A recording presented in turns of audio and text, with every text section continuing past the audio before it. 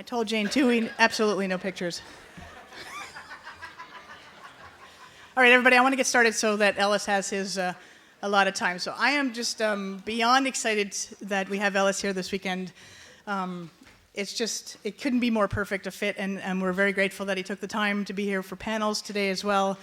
And we're very excited to have him. I am just basically, since I'm kind of in awe, I'm just going to read what I have here so that you kind of know. For those who don't know who Ellis Paul is, I'll just read this out so that you get an idea of the scope of the gentleman we have in our presence today. So Ellis Paul's songwriting credentials are unassailable. They are genuine as the 15 Boston Music Awards he has earned, and indelible as the tattoo of Woody Guthrie that adorns his arm, and as authentic as the musical roots he draws upon with every note he plays. At the invitation of Woody's daughter, Ellis wrote a song that Woody's unpublished lyrics and was given an honorary citizenship to Okemah, Oklahoma, which is Woody's hometown. Ellis grew up in a potato farming family in Maine, earned a track scholarship to Boston College. I did not know that. And he got his musical start at Boston's open mic scene while studying to be a social worker. He emerged out of the Boston music scene during a time when contemporary folk was beginning to come into mainstream.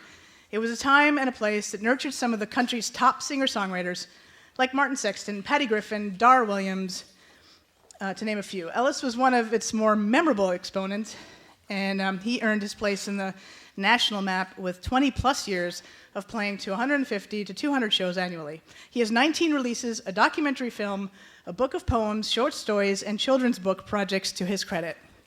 Ellis' songs have been featured on Hollywood soundtracks in films such as Me, Myself, and Irene, Shallow Hal, and Hall Pass, as well as TV shows and documentary films. He has performed on stages at the Newport Folk Festival, Carnegie Hall, and clubs, coffee houses all over the world. And now, Kerhonkson. This year, Ellis's fan funded his 19th release, Chasing Beauty. Produced by Sugarland's Christian Bush, he was awarded an honorary degree from the University of Maine and inducted into the Maine Music Hall of Fame. Ladies and gentlemen, give a warm welcome to Ellis Paul, please. Thank you, sir. Hi.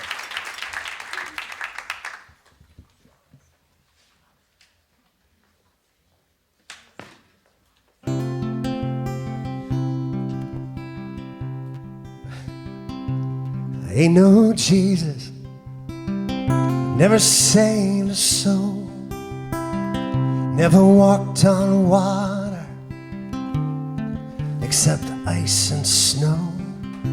They're talking in the choir, I'm just the luckiest guy they know. But I ain't no Jesus, I've never saved a soul.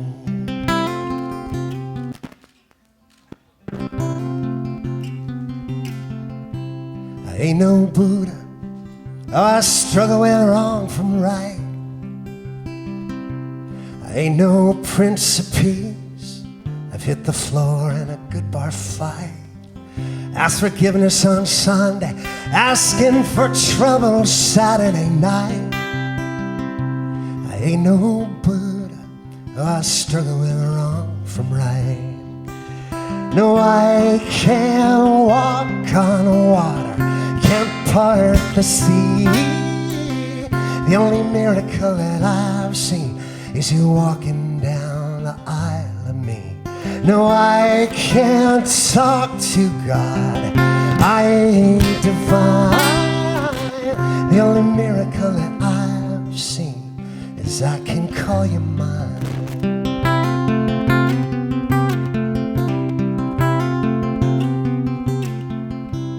Ain't no carpenter, I'm more sailor than sane.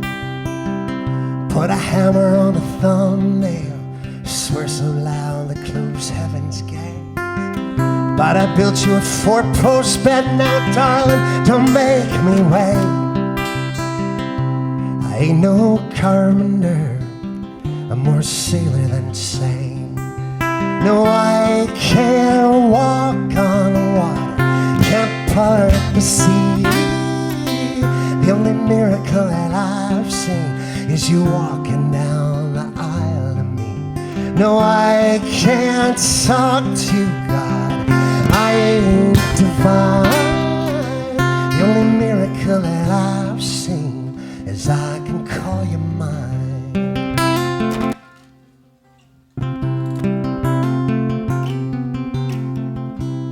Ain't no savior, I ain't got the words. How do you preach to the masses when you can't even talk to the girl? Get a little courage from holy wine, other than your speech gets slurred. I ain't no savior, I ain't got the words. No, I can't walk on water, can't part the sea. The only miracle that I've seen is you walking down the aisle of me. No, I can't talk to God, I ain't divine. The only miracle that I've seen is I can call you mine. The only miracle that I've seen is I can call you mine.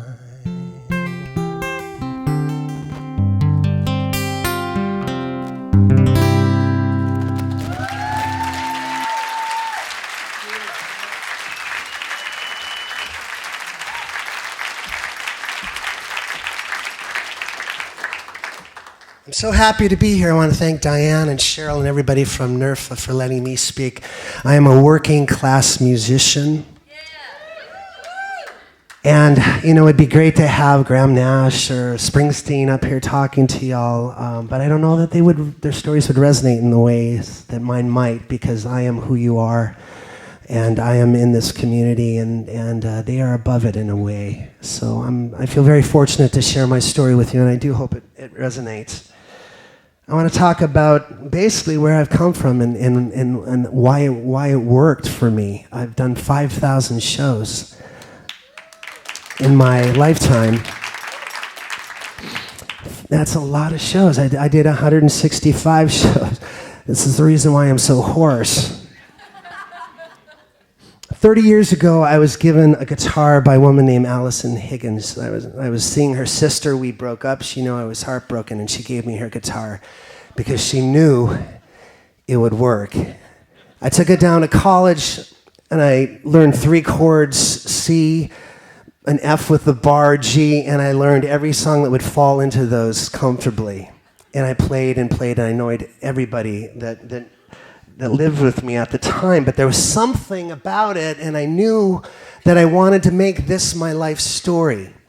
There was something about the connectedness with the shifting of my fingers on the neck, the voice resonating against what the guitar was doing, that just felt primal. I was hearing myself for the first time. I was seeing myself for the first time. And I found out this was me. This is who I wanted to be. After I graduated from Boston College, I found a day job, but I don't want to talk about that. Let's just forget it. I want to tell you about what I was doing at night. I found every CD open mic in the city of Boston, and I went there 3 and 4 nights a week, eventually weeding out the worst of them, only doing the best of them: the Nameless Coffee House in Cambridge, the Old Vienna in Westboro, the Iron Horse in Northampton. That was my loop, 3 and 4 nights a week. And I did it for 3 years straight. And I'd go in, I'd put my name on, I'd sit down nervous. To my right would be Patty Griffin dropping an E string down to D on her guitar. Dar Williams writing a line on a napkin over here. Vance Gilbert on stage making the crowd cry with laughter. Daryl Scott just nodding along. And then my name would be called. It was amazing, because I had to rise to what they were doing. And that's how we created community. We shared songs, we shared contacts. Yes, we were competitive. Yes, it drove me crazy when Dar would get a gig that I didn't get, but I knew she was in the same game. And as long as she was elevating her game, I was going to be along for the ride. My 20s were spent writing, every night writing between 10 and 2, literally woodshedding in a woodshed. I lived in a rural property in Wayland, Massachusetts. I take a candle, a bottle of wine, and a guitar out, And I just wrote and wrote and wrote run-on sentence after run-on sentence. And then I'd take whatever song I got out of that and I'd bring it to an open mic, and I see how it stood against Patty Griffin's, Martin Sexton's, and Vance Gilbert's. But we were creating this community. And the first step in doing this as an art form is creating community around you, learning from other people who are in the same game, and elevating each other, helping each other, telling them if a line isn't right, telling them if a show is great for them and they need to get this gig. That's what happened in Boston, and that's why how many of us are still doing it? It's amazing. That was a really, really beautiful time. Boston was in some kind of rare and heady music moment. There was an embarrassment of riches. There were 4 music stations, radio stations playing folk music. WADN, WUMB, WERS, commercial stations were playing me. There was a time in Boston where Ellis Paul was getting more airplay than Aerosmith. It was this really heady, bizarre world, and I wasn't the only one that was benefiting from it. Everybody was. And even more importantly than that, amongst all of the upstarts, there was these established artists living in Boston. Cheryl Wheeler, Patty Larkin, Chris Smither, Bill Morrissey, and they were our heroes. They had it figured out. They did not have day jobs. They had the secret of that, and we wanted to figure it out. Bill Morrissey was so important to me. He was a mentor. All of those people were mentors. Bill, for all of us, was the equivalent of having Van Gogh living in your neighborhood. He wasn't pretending to be an artist or trying to be an artist. He had morphed himself into one. And he was brilliant. We all looked at him with wonder like he was a panda in a cage. I'd have these long drives, and I did this with many artists. I'd select an artist. I'd buy Dylan's box set. I'd be on the road for six weeks. And my great 4 cornerstone tour would be from Boston down to Eddie's Attic in Atlanta, across to the Mucky Duck in Houston, up to Shuba's in Chicago, and then back again. Every club in between falling in there. 30 gigs in 6 weeks. And I'd take Dylan's box set, and that would be all I listened to for 6 weeks on the drive. Just me and Bob Dylan. By the time I got out of the car, I was wheezing and coughing like Dylan. My hair would be fucked up. I'd have funny socks on. I did it with Joni Mitchell. Imagine what that would look like. Did it with John Prine, and I did it with Bill Morrissey. I remember one set of drives in particular, down to the Birchmere from Boston. It's an 8-hour drive. I listened to Bill's catalog in chronological order twice, and it was completely a landmark moment for me.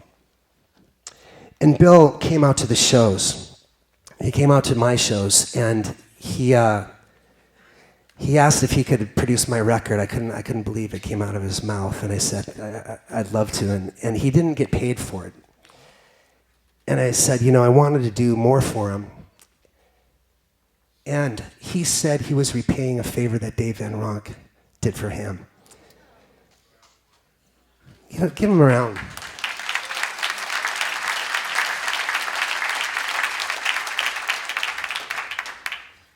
Since that time, I created a place in my car. I call it the Morrissey chair.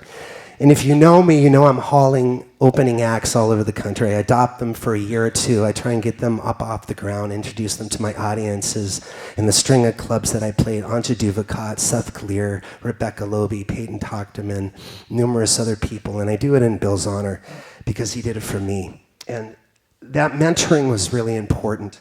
And it wasn't just Bill. There's a string of great artists who are also coming through town. John Gorka, Sean Colvin, Cliff Eberhardt, Christine Lavin, and others from farther away places, Tony Bird, Greg Brown, Jack Hardy, on other planets even. And I'd go to their shows, and what do you know? There would be Dar Williams sitting in the audience with a notebook taking notes, exactly like I was. There's no school for being a folk artist. It doesn't work like that. But there are teachers everywhere and classes in every venue. You'll find them even here this weekend. So community, mentorship, and then having the opportunity to play on so many stages and be heard by so many people. That's why that community created so many great artists who are still doing this today.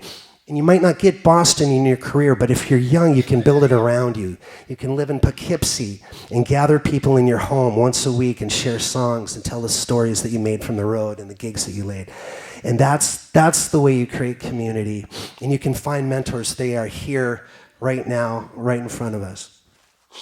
I want to talk a little bit about songs because it's the most important thing we do, but it's the thing that we get to do the least because we're always Facebooking and Insta-tweeting and doing press and gigging and driving and then whining about it more than even writing songs while the guitar sits in a corner untouched. I have an affliction. I know this because I've been living with it for 20 years. It's a kind of weird creative depression, and the only way I can fill the void and the darkness is by writing songs. I love it. I've written over 500, and that is nothing. Woody Guthrie wrote 3,000 songs. Dylan's written over 1,000. Dolly Parton has written over 3,000. Imagine how depressed those people really are. The act of writing a great song is like creating a three-dimensional world. Good songs are like snow globes. The listeners are peering in, and in this strange way, they're co-writing the song with you. They're co-mingling all of their life experiences with your imagery. You're writing about a father in the song. It's their father that they see in their head. You're writing about a home in the song. It's their home. It's their wife. It's their daughters. And it's a unique art form because of this. If books don't do it, movies provide almost too much information for letting your imagination go wild. This is a commingled art form, and that's why it's precious to people. This is why people become so enamored of you as an artist and why your songs are so important to them. They escape reality just for a moment by the mystery and the seduction of your art. And that, my friend, is how you build a fan. And you do it one by one. You've got to write hundreds of songs. Your voice, your craft, and your best self will emerge within them. So songs, community, mentorship, opportunity to play, focusing on songs, raising your game constantly. I want to talk about friendships. I have a manager, his name is Ralph Jacquadine. I don't know where you are, Ralph, but I love you. Somewhere here. Ralph had no idea how to manage anybody. He just caught me at the Nameless Coffee House when I was playing. He was in commercial real estate, but he wanted to be a manager. He wanted to manage the next Bruce Springsteen. And he got me. But there was something about Ralph, you know, he didn't know what he was doing. He said, listen, I'll start with you. I didn't know what I was doing, but there was a kinship. He worked for the first year without getting any money. There wasn't much to give, but I could have given him something, and he never accepted it. And over time, this friendship built that was more than just a business relationship. He's too precious to put a percentage on. The value of the friendship is greater, and I know he has my back. We've gone through getting great checks with commas in it to really begging for the rent check. We've gone to, you know, marriages, divorces. I lived with him for 4 months when my life fell apart. Those are the people you want in your life. You want friends who are working with you for common goals and who have your back. There was a moment when I was 26 years old. We put out our first record. It was called Say Something, and Bill Morrissey produced it. And we decided to send it out. We hired a lawyer, and we thought, well, let's find a label if there's a label interest. We had put it out ourselves. And every label we sent it to responded positively. It was 8 major labels: Columbia, Mercury, Sony, and we didn't know what to do next. What do we do next? Well, we thought, let's set up a show in New York. I'd never played in New York. We set up a show at CBGB's Gallery the day after Thanksgiving in November. And there were 8 labels present at the venue, and there were 8 people in the audience. And I wasn't ready for that moment and that kind of pressure. But it was a defining moment because I got out of there and I felt like, well, that didn't go well. I mean, it went well. They showed up. They were there, but there was a fork in the road, and that fork to the left was the major label thing, and this is the road that Bruce Springsteen and Joni Mitchell and Bob Dylan were on. And I thought to myself, I don't want to beg for attention. I don't want to be dictated. I want to have my hands in this and do it myself. And that was this road.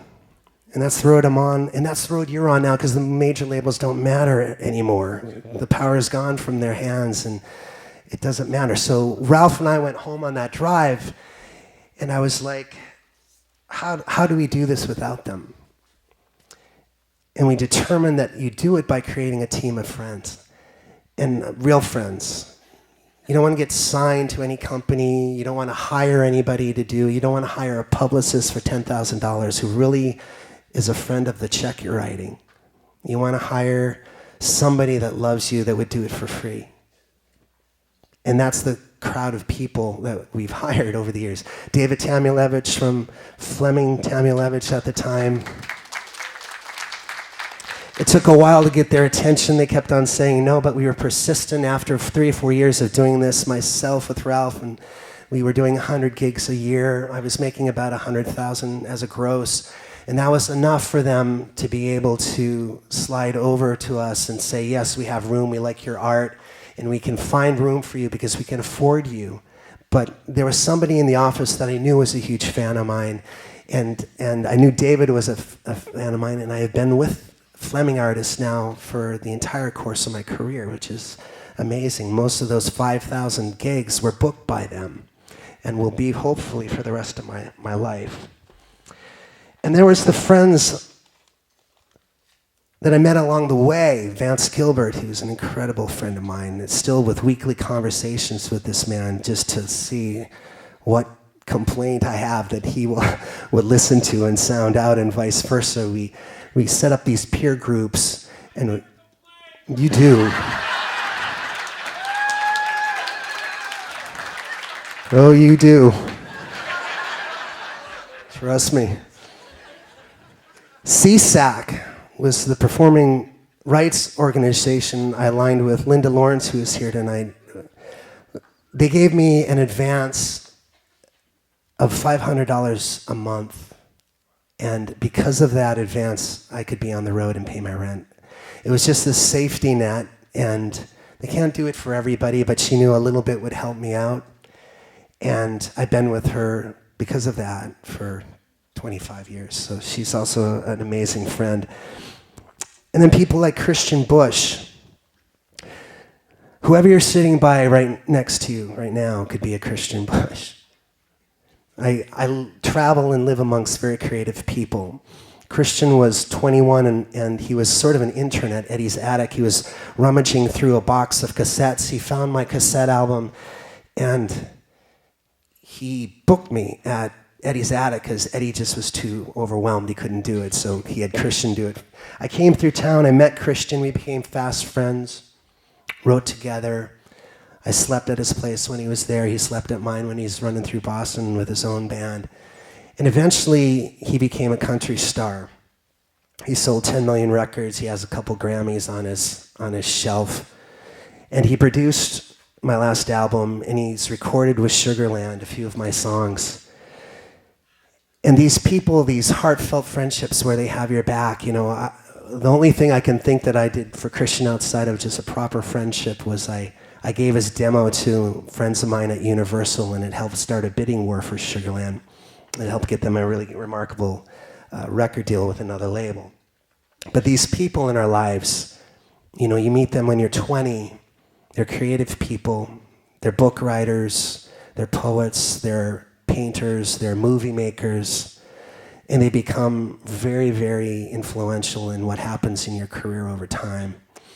One of Ralph's friends is Peter Farrelly. They got high on the vineyard in the 90s, hung out a lot, then went their separate ways. Peter became, over time, one of the biggest movie directors in Hollywood, producing movies with Jim Carrey and Jack Black, Gwyneth Paltrow. And because of the friendship and kinship they had on Martha's Vineyard, 20 years later, the payoff was that my song, through Ralph, got in a major motion picture, and I had access to suddenly millions and millions of people instead of thousands. And those are the people, those are the reliable points in your career that will feed you. Trust me, I've had a lot of accidental things, lottery-winning kind of things, where people called us out of the blue and said, listen, I just looked up champagne on Google, and your song came up, and I work for Corbell, we need a song. I've had those moments. I've had moments where we cold called to get in a television show, and we actually got through and won. But those are so unreliable. But your friendships and the networks and the meaningful relationships you have are essential to getting the breaks that you need to continually rise. So make friends, be kind, give back. All of these people that are opening for me, John Mayer opened for me. I need to open for John Mayer now. See, there's this thing called building blocks. That's how I see what your career is, what you're working on right now, these little building blocks. And there are various sizes. Like you get a song in a movie, that's a pretty big building block. You play 5,000 shows, that's a mass of little ones. You get some airplay, that's also a building block. A Newport Folk Festival gig, you win the new folk thing at Kerrville, you get a viral video, you have a decent website that attracts people, a Facebook post with 2,000 shares, but none of them, not a single one of them on their own has any meaning whatsoever. It's the collection and how they build upon each other over time. You create this building out of a pyramid out of building blocks, and it rises above this obscurity of the desert that you're in, and the trees gather around to watch it grow. Those trees are fans, and then the trees become a forest. I have 1,000 hardcore fans, people that have seen me 40 and 50 times. They watch me closely, and I'm in the fabric of their lives. They play my music when they give birth to their kids. They invite me into their 40th birthday party or their wedding anniversary party. They contributed $125,000 to my last album project as a crowdfunding thing. They did the same thing with the album before. These are reliable people that really, they're friends, they care.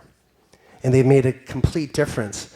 Now, over the course of a year with my 150, 200 shows, I get in front of about 30,000 people, and they know my name, and some of them have a few albums, but they're casual fans. I can count on them to come see me every year or two, but they're not the hardcore group. Outside of that group of 30,000 people, I have about 300,000 who know me by name, who've seen me once, or I've bought an album, or just know, because I've been around for so long. I've been around since I was 26, so I've sold that many records, and those people know kind of who I am. And then there's YouTube videos with millions of hits, and those people don't even know my name, but they know my songs. But it's not about the numbers of people that you play to. It's about how deeply you hit the people that really matter, those 1,000 people that are core fans that really get you. Not every one of my people get Dar Williams. Not every one of Dar Williams' fans get me, but I have fans that hit right here. And those people are my bread and butter, and I need to serve them, and I do. I serve them with shows. I serve them with everything I've got, because I know they're coming out to see me, and they're spending $150 to get there. Not on the ticket to the show. The ticket might only be $20, but they're parking in Cambridge. They're having dinner. They're hiring babysitters to come see me play. And the expense is a lot more than what you think. And their investment in me is precious. So I serve them. And then I serve the people who are here, all the people that are putting on the shows, the people that are baking cookies at the Unitarian Coffee House, the guy that's doing sound and lights, everybody that paid. I'm so grateful to you people for doing it, and I want to thank you. Give everybody a round of applause. You know who you are.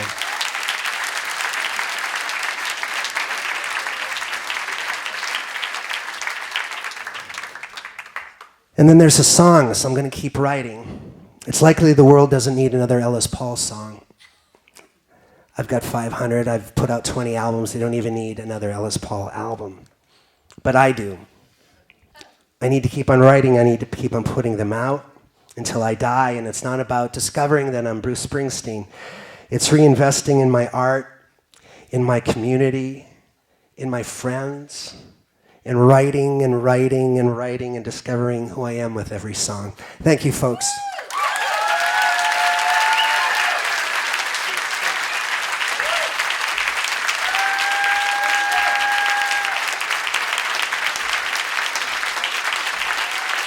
Thanks so much. Cheers.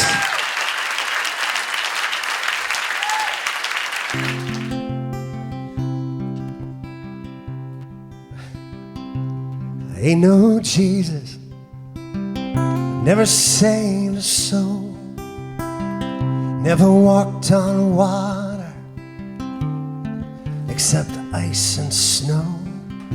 They're talking in the choir, I'm just the luckiest guy they know. But I ain't no Jesus, I've never saved a soul.